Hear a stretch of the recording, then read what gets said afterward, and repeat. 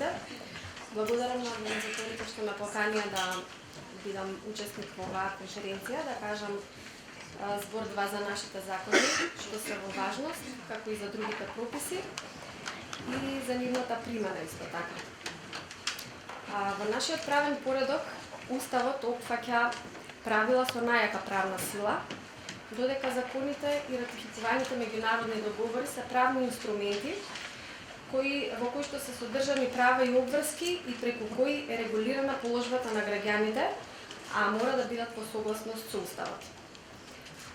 Уставот, законите и ратификуваните конвенции треба да обезбедат состојба на еднаквост, мир, благосостојба, услови за просперитет на граѓаните, а не да бидат алатка за вршење на притисок и наметнување на страв кај луѓето, поради тоа што тие имаат одредени своји убедувања, меѓу другото кои би ги стекнале поради недовербата од системот и институциите кои всушност треба да бидат во служба на граѓаните. Ова го нагласувам затоа што не е возможно да се постигнат придобивките од еден здрав систем доколку не постои доверба во системот, која што произлегува од честните и искрени намери на чинителите на нашето општество. Не постои правен систем кој што може во совршенство се да изрегулира, меѓутоа потребно е едно сослушување, разбирање и изнаоѓање на заеднички начин за да се дојде до решение за одредени недостатоци кои постојат во било кој сегмент од функционирање на општеството. Морам да кажам дека додека се подготвував за темата, читајќи ги законите, се повеќе ми се утврдуваше колку голем дисбаланс има помеѓу она што тие го уредуваат, помеѓу она што ни го дозволуваат како права, како слободи и нивната примена во пракса. Самиот факт дека оваа конференција се одржува во време кога во училиштата не се примаат деца кои што немаат примено вакцина, не се запишуваат во прво одделение, покажува дека состојбата во системот не е здрава. Истите овие права кои што нас не се гарантирани со Уставот и законите, се гарантирани и во ред западноевропски земји, каде што вакцинацијата е право на избор и за разлика од нас, граѓаните во тие земји ги уживаат овие права, имаат можност да ги уживаат. Во денешното излагање ќе споделам неколку одредби од неколку закони што се од нашето законодавство, кои што се актуелни за темата, а тоа се Законот за заштита на правата на пациентите, Законот за основно образование, Законот за правата на децата, Законот за заштита на населението од заразни болести, Законот за спречување и заштита од дискриминација и Уставот како врвен инструмент кој ги гарантира нашите права и слободи како граѓани во државата. Ќе започнам со Уставот, кој според член 16 став 1 се гарантира слобода на уверување, совест, мисла и јавно изразување на мислата. Член 54 став 1 слободите и правата на човекот и граѓанинот може да се ограничат само во случаи утврдени со Уставот и тоа за време на воена или вонредна состојба. Став 3 ограничувањето на слободите и правата не може да биде дискриминаторско по основ на пол, раса, боја на кожа, јазик, вера, национално или социјално потекло, имотна или општествена положба. И став 4 ограничувањето на слободите и правата не може да се однесува на правото на живот, забрана на мачење, на нечовечко и понижувачко постапување и казнување, како и на слободата на уверувањето, совеста, мислата, јавното изразување на мислата и вероисповеста. Во овој контекст сакам да го истакнам правото на лично уверување, кое што ни е гарантирано со Уставот, како и правото на уверување, лично уверување на родителот во однос на вакцинирање на своето дете, за кое што исто така согласно Уставот има должност да се грижи за неговото воспитување и издржување. Своето уверување секој родител го стекнал поради различни причини. Некои родители сметаат дека е добро да ги вакцинираат нивните деца, меѓутоа некои родители се уверени во спротивното и постапуваат согласно нивните уверувања. Наспроти ова загарантирана слобода на уверување што Уставот ни ја гарантира, родителите кои избрале да не го вакцинираат своето дете, денес се подложни на притисок за присилно вакцинирање. Се поставува прашањето зошто присилно и дали зборот присилно е карактеристика на едно демократско општество. Во услови кога е дадена наредба од Министерството за здравство во градинките да не се примаат деца кои што немаат примена вакцина, туку исклучиво со потврда за примена вакцина, исто така се поставува прашање што со оние деца кои од оправдани здравствени причини не можат да примат вакцината. Има деца кои што имаат хронични здравствени заболувања или пак имаат слаб имунолошки систем и имаат потврда од лекар дека тие не смеат да примат вакцина. Значи, за ваквите случаи, нашиот систем нема понудено решение за во пракса, што значи дека едноставно дискриминира. Ќе се навратам на уставно загарантираната слобода за лично уверување, бидејќи сакам да направам паралела помеѓу Законот за заштита на населението од заразни болести, на членот 33, кој што според кој што вакцинирањето е задолжително од една страна и два закони од друга страна, а тоа се Законот за спречување и заштита на дискриминација и Законот за прекинување на бременоста. Овие два закони се донесени неодамна, односно во мај оваа година, и во голема мера даваат слобода на уверување и право на избор. Во Законот за прекинување на бременоста, на мајката која што на свет треба да донесе здраво дете, значи во случај зборуваме за здраво дете, не зборуваме за ризична бременост по здравието или животот на мајката и бебето, детето. Значи на мајката која на свет треба да донесе здраво дете, според овој закон и се дозволува слобода да изрази волја дека ќе ја прекине својата бременост дури и во 6-тиот месец од бременоста. Сите знаеме што значи прекинување на бременост. Тоа дете воопшто нема ни да стигне до моментот на вакцинација. Значи во овој закон на мајката и се дава право, слобода да одлучи дури во напредна фаза од бременоста дека нема да го роди тоа дете. Наспроти тоа, на родителот денес не му се дава право да одлучи дали ќе го вакцинира своето дете, здраво дете, и за да може да биде интегрирано во системот, односно да може да посетува училиште или градинка. Што значи дека оваа година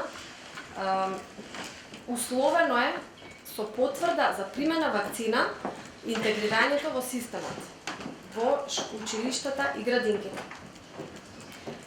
Од друга страна, Законот за спречување и забрана за дискриминација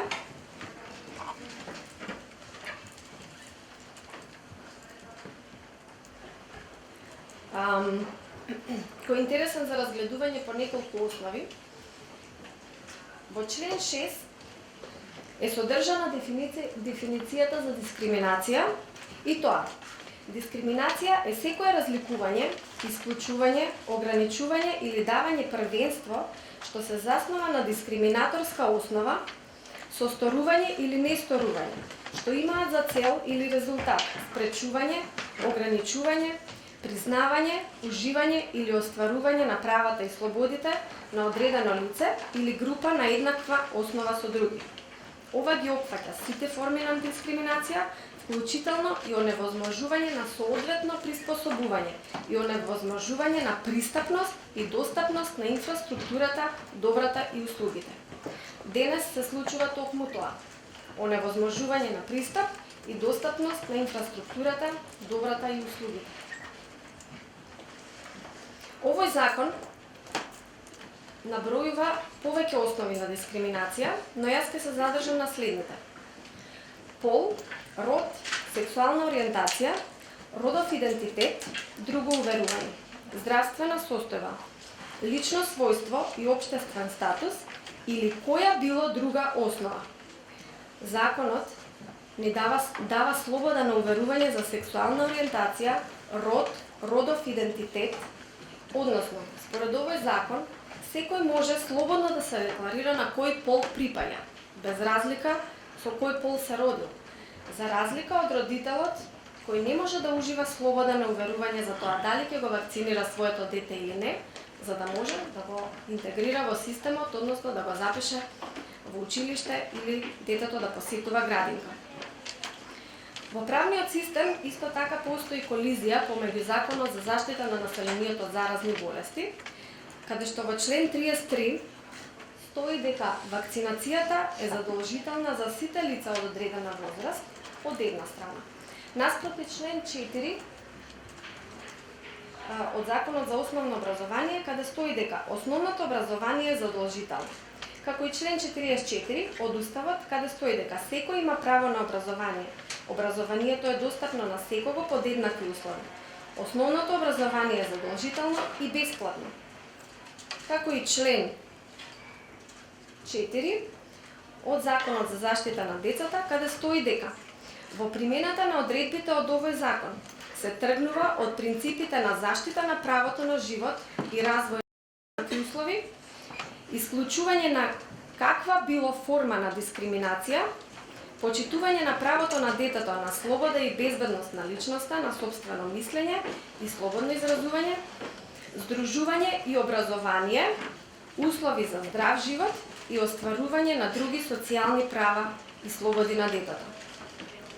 Наспроти ова, во праксата, во училиштата, како институции во државата, како што спомна и Гордана, поделени се ставовите на директорите, дали ќе биде примено дете во прво одделение кое што нема примено вакцина или пак нема да биде примено. Во училиштата во кои што не се примаат деца кои што немаат примено вакцина, не се запишуваат во прво одделение, се прави директна дискриминација како на ниво на држава, така и на ниво на училиште, бидејќи во истите тие училишта учат деца кои што се второ, трето, четврто и така натаму одделение, а сепак немаат примано вакцина. Денес живееме во време во кое од граѓаните се бара почитување на само една одредба од еден закон, а која се однесува на задолжителна вакцинација, наспроти повеќе законски загарантирани слободи и права кои се занемаруваат од системот во државата. Во услови на прогласена епидемија на морбили, постојано се става акцент на колективното здравје, дека е приоритет над индивидуалното. Став кој сам по себе е контрадикторен, бидејќи не може да зборуваме за подобрување на колективно здравје, доколку индивидуалното се става во подредена состојба. Во овој контекст е и решението од Уставниот суд, донесено во 2014 година, кој што исто така Гордана го спомна, по поведена иницијатива за укинување на овој член 33 од Законот за заштита на населението од заразни болести, како одредба која е спротивна на Уставот. Решението на Уставниот суд е со образложение. Задолжителната вакцинација во суштина представува ограничување на правото на поединците да одлучат за действија кои се однесуваат на нивната сопствена личност и тело, на правото на заштита на физичкиот интегритет и на правото на доброволно медицинско лекување. Но според наше мислење, таквото ограничување е пропорционално, а со тоа и во согласност со Уставот. Тоа што за Уставниот суд е пропорционално. Прашање е дали е пропорционално на било што за родителот кој што треба да го вакцинира неговото дете, кога ќе седне пред здравствениот работник и ќе слушне кои се контраиндикации може да се појават по примена вакцина. Таа должност здравствените работници ја имаат, бидејќи е предвидена во Законот за заштита на правата на пациентите. Законот за заштита на правата на пациентите предвидува право на пациентот на учество во одлучувањето. Во член 6 став 1 од законот, правото на пациентот да учествува во одлучувањето го опфаќа правото на информираност и правото на прифаќање или одбивање на определена медицинска интервенција. Во член 7 став 1 точка 1 се уредува право на информираност.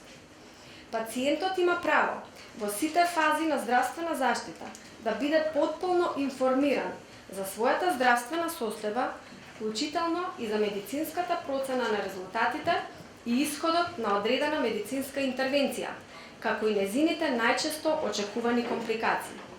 Во истиот закон, во член 33 став 3, е предвидено дека здравствената установа е должна да го информира пациентот во сите фази на здравствена заштита по согласност со член 7 од овој закон.